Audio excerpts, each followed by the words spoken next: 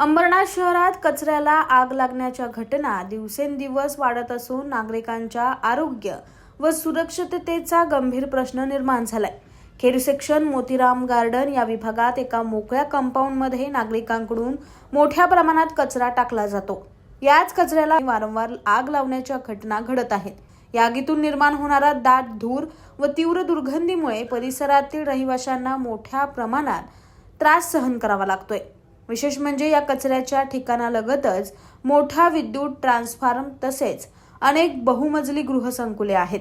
त्यामुळे आगीचा फैलाव होऊन मोठी दुर्घटना किंवा जीवितहानी होण्याची शक्यता नाकारता येत नाही। आगीची माहिती मिळताच अंबरनाथ अग्निशमन दलाला तातडीने पाचारण करण्यात आले। अग्निशमन दलाच्या जवानांनी घटनास्थळी दाखल होत तत्परतेने कार्यवाही करत ही आग पूर्णपणे आटोक्यात आणली।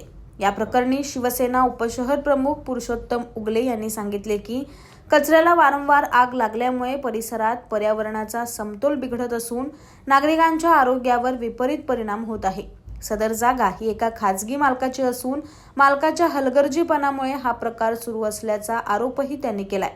वारंवार सूचना देऊनही संबंधित जागेभोवती कंपाऊंड भिंत न बांधल्यामुळे नागरिक सर्रास येथे कचरा टाकत असल्याचे बोलले जात आहे।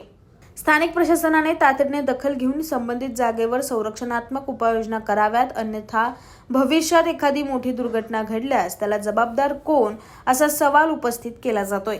इथं हा जो प्लॉट आहे या प्लॉटवर इथले अजित गोडबोले साहेब हे सांगतात की आमच्या मालकीचा हा प्लॉट आहे आणि इथं खूप नेहमीसाठी डम्पिंग ग्राउंडच बनवलेलं आहे। इथं प्लास्टिक टाकल्या जाते, कचरा टाकल्या जाते, इथं मोठ्या प्रमाणात आग लागते। महिन्यातून कमीत कमी 2 ते 3 वेळा फायर ब्रिगेडची गाडी बोलवली जाते।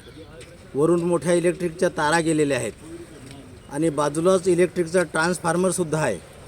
त्या ट्रान्सफॉर्मरचा जर स्फोट झाला तर मोठी जीवितहानी होण्याची शक्यता आहे, कारण आजूबाजूला सर्व रहिवासी क्षेत्र आहे।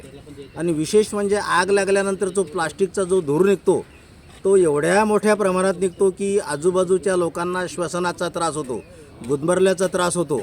आणि ज्यांचा प्लॉट आहे अजित गोडबोले ते स्वतः पर्यावरणप्रेमी आहेत आणि एवढं असूनही त्यांना वारंवार सांगण्यात येतं की तुमचा प्लॉट आहे तर तुम्ही ह्या प्लॉटला कंपाऊंड घाला आणि बंदिस्त करा की जेणेकरून लोक कचरा टाकणार नाही।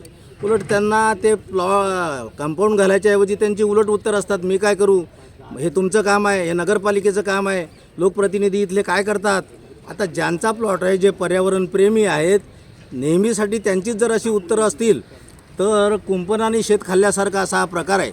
बाजूचा सुद्धा त्यांचा प्लॉट आहे, तिथं त्यांनी कंपाऊंड घातलं आहे आणि हा प्लॉट त्यांचा आहे असं ते म्हणतात। आणि जर त्यांचा प्लॉट असेल तर त्यांनी तो कंपाऊंड घालावं आणि नागरिकांच्या जीवाशी खेळू नये। खूप इथं मोठ्या प्रमाणात जीवितहानी होऊ शकते। रोज तर धुरांचा त्रास लोकांना होतोच, पण त्याचबरोबर लाईटच्या मोठ्या तारा गेलेल्या आहेत, ट्रान्सफॉर्मर बाजूला आहे, त्याचा जर स्फोट झाला तर खूप मोठ्या प्रमाणात जीवितहानी होऊ शकेल। मी संबंधित विभागाला प्रदूषण नियंत्रण मंडळाला सुद्धा पत्र दिलेलं आहे, नगरपालिकेला सुद्धा पत्र दिलेलं आहे आणि महाराष्ट्र इलेक्ट्रिक बोर्डानं सुद्धा पत्र दिलेले आहे की संबंधितांना तुम्ही या ठिकाणी या जागेचा काहीतरी बंदोबस्त करायला सांगावा। ब्युरो रिपोर्ट, न्याय दरबार, अंबरनाथ।